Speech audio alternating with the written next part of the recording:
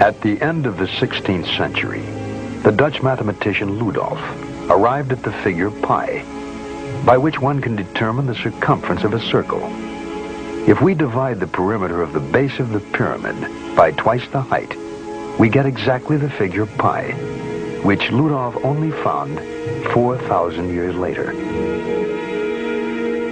All the evidence leads von Däniken to conclude that the pyramid is linked to the arrival of visitors from outer space, and that they may have used it as a marking place, a map reference for navigation.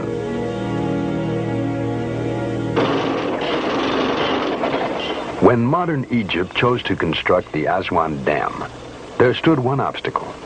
The flooding would submerge the 3,000-year-old temple of Abu Simbel. Over 100 nations answered UNESCO's plea to save the monument. Latest equipment and engineering techniques were used. Still, it took 3 years to accomplish.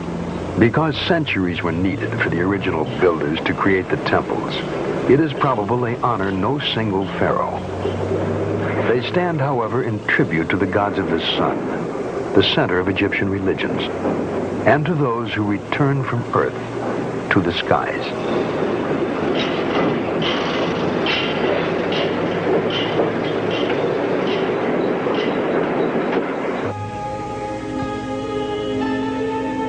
The Salisbury Plain lies along the Wales border. A large mound rises ominously from the level expanse. The legend surrounding it suggests that it was a place of burial, not unlike the pyramids of Egypt. Close by stands Stonehenge, rock formations strewn about like so many toy blocks. It is believed to have been built 2,000 years ago. According to legend, Merlin, the magician of King Arthur's court, transported the huge slabs by magical incantations from what is now Scotland. Recent studies have employed computers to measure the distances and placements of the stones. These findings prove to some extent that Stonehenge served as a giant calendar and observatory. By visually lining up specific points, an almost exact calculation can be made as to the movement of the stars and planets. Even with computers, it has taken us years to arrive at these figures. 2,000 years ago, this area of England was inhabited only by primitive tribal people. Some still believe that Stonehenge is a temple built by the ancient Druids, the priests of the pagan Celts, and was the site of witches' conclaves and human sacrifice. The Druids still exist and continue to conduct their religious services on this site. It has been suggested that the Druids may not have built this place, but simply taken it over as their shrine. If so, then there is no trace of who might have built and left it behind. Tribes that vanished, whole civilizations that disappeared. It has happened too many times to be coincidence.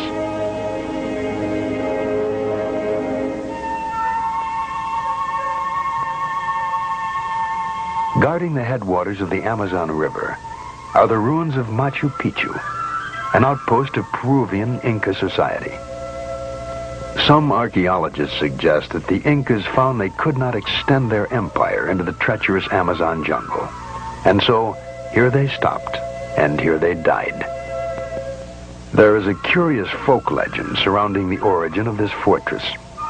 It is said to have been built by a divine race of light-skinned, auburn-haired descendants of the god Viracochus, who arrived in a flaming chariot. Nothing remains of these supposed people, but the legend goes on to say that they abandoned their citadel and returned to the skies. They left only the ruins of their mountaintop city for us to wonder at.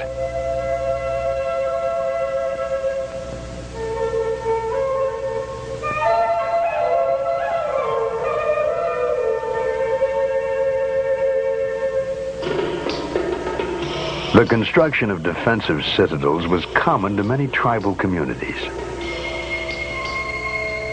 On the African continent and the bushlands of southern Rhodesia are the ruins of Zimbabwe, meaning the heart of the lion. It is constructed of brick-shaped granite rocks, all exactly alike as if produced in a factory. 20,000 tons of identical building stones. They were laid to a height of over 30 feet to form walls which have stood for thousands of years. What masons trimmed and piled these stones with such astonishing perfection? Were they the ancestors of bushmen whose straw huts surround the ruins, or members of a visiting group of master builders? The mystery carried von Däniken back to the Valley of the Kings in Egypt near Luxor.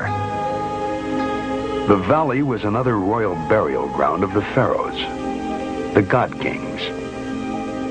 Not pyramids of stone, but a small mountain range converted to the use of the dead. The entrances were hidden, little more than windows into the rock, with steep stairs and winding passageways leading to the tomb of the 9-year-old pharaoh god Tutankhamun. The crypt is hollowed directly out of stone, and incredibly intricate murals decorate the walls and ceilings. Archaeologists have carefully studied the markings and meanings, but von Däniken points out one interesting fact. They could not have been painted by firelight. The ceilings show no trace of soot, and so no torches or oil lamps were used. What then was the light source? Markings found in this and other tombs are portraits of the god Osiris. Osiris played an important role in Egyptian religious belief. After giving knowledge to the world, he left the earth and exists in the heavens. Each dead pharaoh, the kings of earth, joined the spirit of Osiris in the heavens. Their mummified remains were prepared for the journey.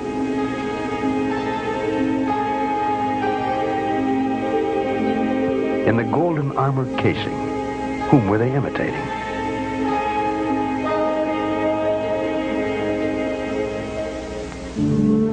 Outside the cave crypt stand the remains of the ancient mortuary, the temple of Amenhotep III. Here the Egyptian priests preserve the remains of their rulers. We will never know the origins of the science of mummification. Perhaps it was an imitation of a physical conservation method used by extraterrestrial visitors. The secrets died along with the mortuary during the great earthquake in the year 27 BC.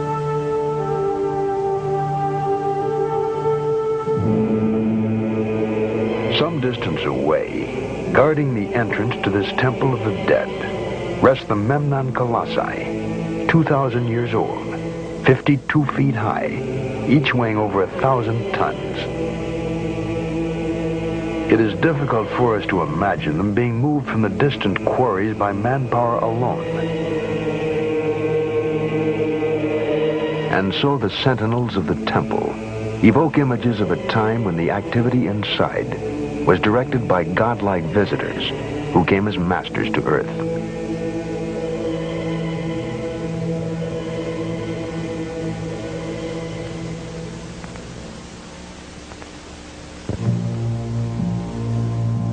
The Sphinx, symbol of the riddle, the eternal enigma. The head of a man, the body of a lion. This fierce stone creature faces the rising sun, the flaming chariot of the Egyptian gods. It is meant to protect the sunship when it lands to carry the pharaohs back to the heavens. Secrets in stone abound throughout the world. Easter Island, Isle of 1,000 mysteries, minute, lost in the watery expanse of the South Pacific, 3,000 miles off the coast of Chile. The inhabitants call their island Maraki Tirani, which means eyes looking up to heaven. The neighboring atoll is called the Island of the Bird People, creatures with human bodies and the heads of birds.